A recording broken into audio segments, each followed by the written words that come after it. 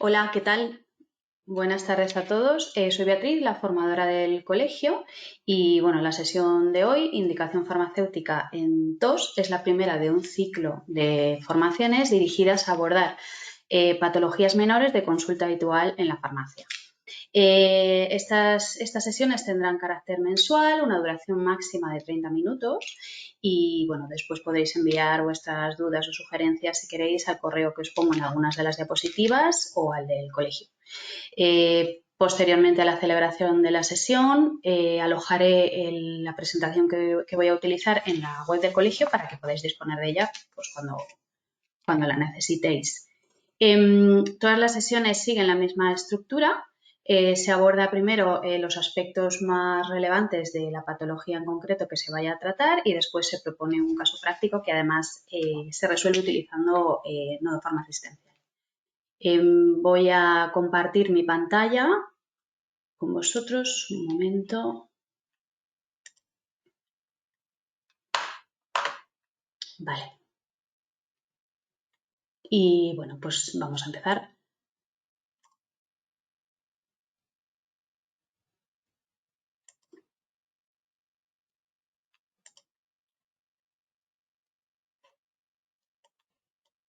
Un segundo.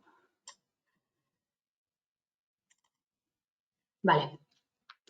Os decía que la sesión de hoy es indicación farmacéutica en tos. Lo primero que tenemos que saber es que la tos no es una enfermedad, sino que es un síntoma.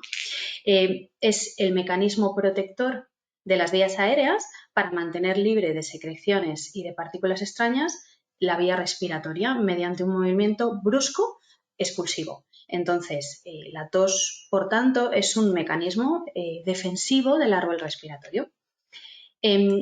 Cualquier partícula que llegue a la tráquea podrá irritar la mucosa y desencadenar el acto reflejo de la tos, aunque esta también se puede generar de forma voluntaria.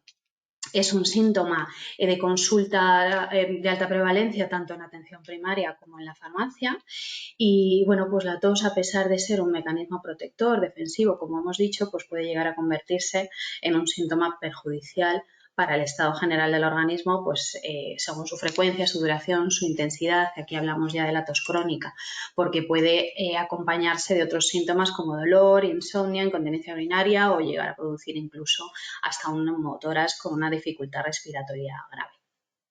En este esquema que os pongo aquí podéis ver que los receptores de la tos no se encuentran solamente en las vías respiratorias. Hay receptores de la tos a nivel del pericardio, de la pleura, del estómago y entonces esto hace que muchas enfermedades como las cardíacas o digestivas también manifiesten tos entre sus síntomas debido a la estimulación de estos receptores.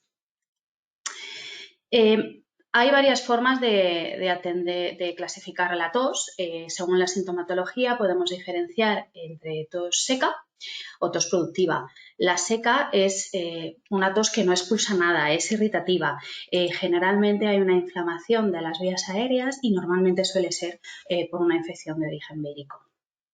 Mientras que la tos productiva, en la tos productiva hay una abundante producción de mucosidad a nivel de bronquios, entonces se manifiesta esta tos para expectorar ese exceso de mucosidad. De hecho, suprimir este tipo de tos lo que puede originar es una obstrucción bronquial porque no se puede expulsar esa mucosidad a nivel de bronquios y además puede haber una infección de vías aéreas bajas.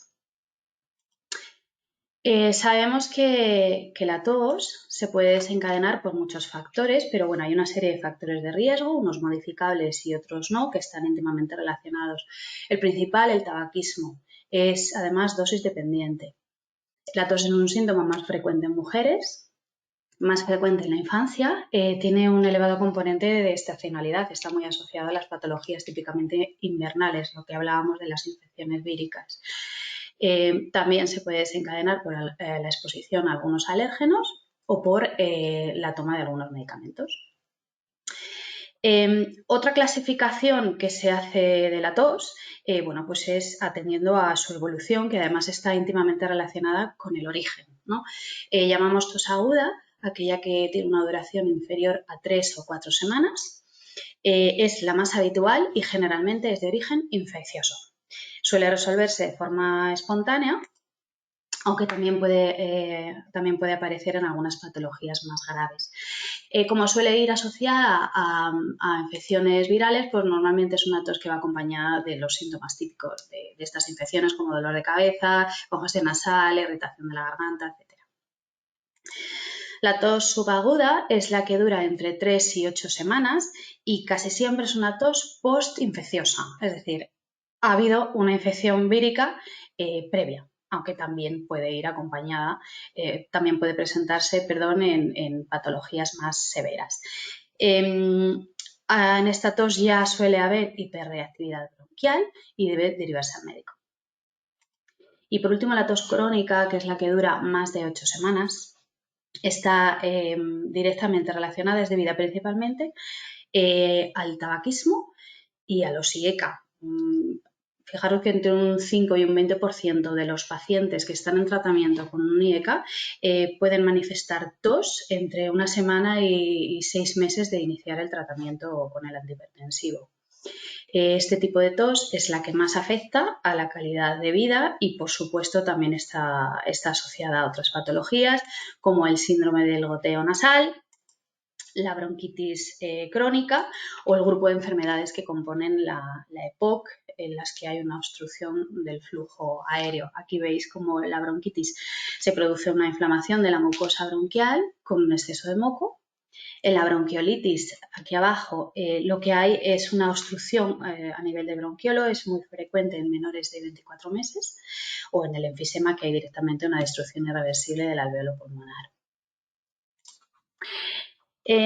Hay una serie de criterios cuando viene un paciente a consultarnos acerca de la tos, una serie de criterios que nos deben alertar sobre la indicación de derivar a este paciente al médico.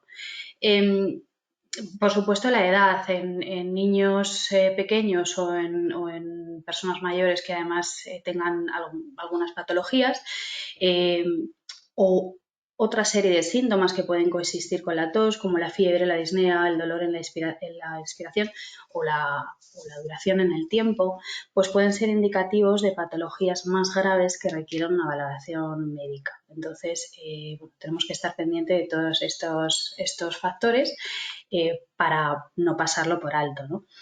Debemos indagar siempre que recibimos una consulta por tos si hay enfermedades concomitantes o alguna situación especial de embarazo, de inmunosupresión, etc. Vale, ¿qué tratamientos hay para la tos y cuáles podemos indicar desde la farmacia? Bueno, podemos dividirlos en los tratamiento específico, que es el que va dirigido a eliminar la causa que origina la tos, o el inespecífico, que es el que va dirigido a eliminar la tos, a limitar la tos como síntoma. Dentro de los tratamientos específicos ya hemos dicho que la causa principal en tos aguda son las infecciones respiratorias víricas, por lo tanto no hay un tratamiento específico para este tipo de tos más allá que los tratamientos asociados al resto de la sintomatología que lo acompaña. Sin embargo, cuando hablamos de tos crónica, sí que es muy importante identificar la causa que produce esa tos para poder proporcionar un tratamiento adecuado. Cuando hablamos de tos, la tos que se produce por reflujo gastroesofágico, pues esta tos desaparecerá cuando desaparezca el estímulo de los receptores de la tos que se encuentran a nivel de esófago y estómago que hemos visto antes que había. ¿Cómo? Pues evitando el reflujo con antiácidos y, por supuesto, con las medidas higiénico-dietéticas lógicas, ¿no? Como evitar la grasa, el café, el alcohol, el tabaco. Cuando el origen de la tos es por asma, pues lo que hay que hacer es prevenir la exposición a los desencadenantes de las crisis asmáticas, ¿no? En asma se produce un estrechamiento del árbol bronquial y también hay una broncoconstricción por inflamación de la mucosa. Por eso el tratamiento va dirigido a disminuir la inflamación con corticoides inhalados o con los broncodilatadores de rescate. Cuando el origen de la tos es por una bronquitis crónica, pues es fundamental eliminar el tabaco.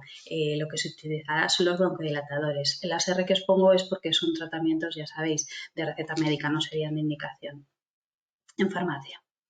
Y cuando la tos es consecuencia de alguna patología de la vía aérea superior, como la sinusitis, la rinitis, pues el arsenal se compone de descongestivos, antihistamínicos o corticoides nasales.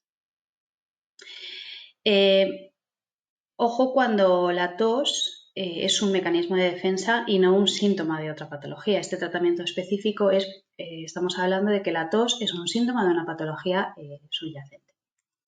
En el tratamiento inespecífico hemos dicho que es el que va dirigido a eliminar el síntoma, la tos propiamente dicha, cuando no conocemos la causa o, aunque la conozcamos, no se puede tratar.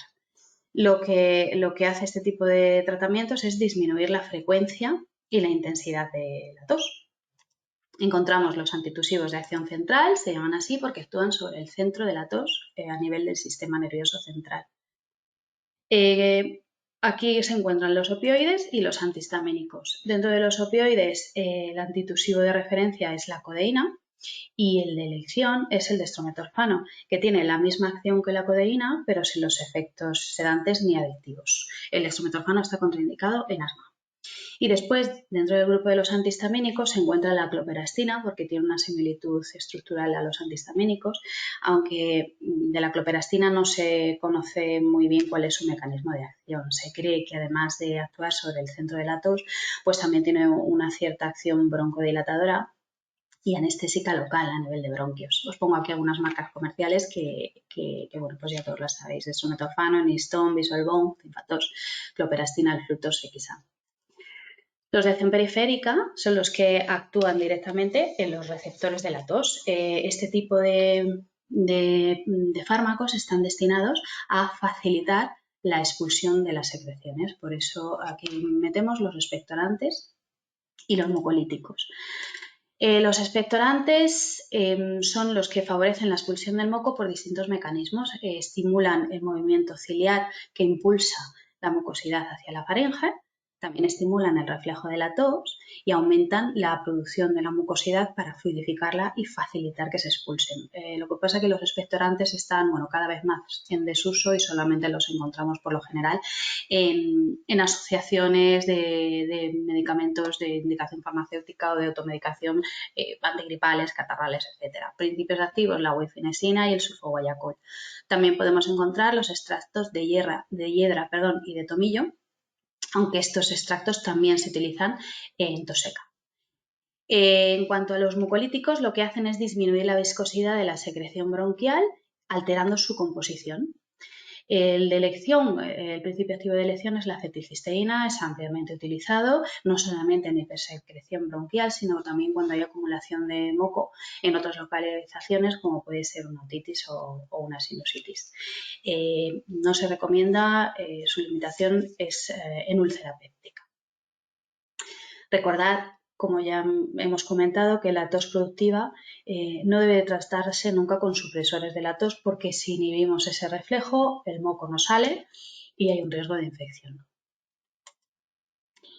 Además de los tratamientos que podemos ofrecer a una persona que entra a la farmacia consultando por tos, deberíamos hablarle del tratamiento no farmacológico, las medidas higiénico-dietéticas, que son evitar, por supuesto, los agentes irritantes, tabaco, el humo, etcétera, los cambios bruscos de temperatura, aumentar la ingesta de líquidos para favorecer que esas secreciones sean más blandas y poder expulsarlas, modificar el ambiente, ventilar bien las estancias, elevar la cabeza durante el descanso nocturno para disminuir ese goteo nasal que se produce a la garganta y que puede producir irritación de la mucosa, los lavados nasales.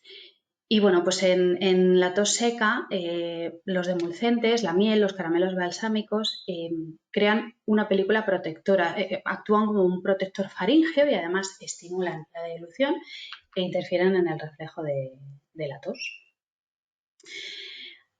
Entonces, por resumir, ante un paciente con tos, lo primero que tenemos que hacer es indagar para averiguar el origen de la tos y tratar de clasificarla para poder ofrecerle un tratamiento adecuado y correcto. Es muy importante conocer las características del paciente con tos. Ya lo hemos dicho, los medicamentos que pueda tomar, que pueden ser el origen de la tos, las enfermedades que tenga.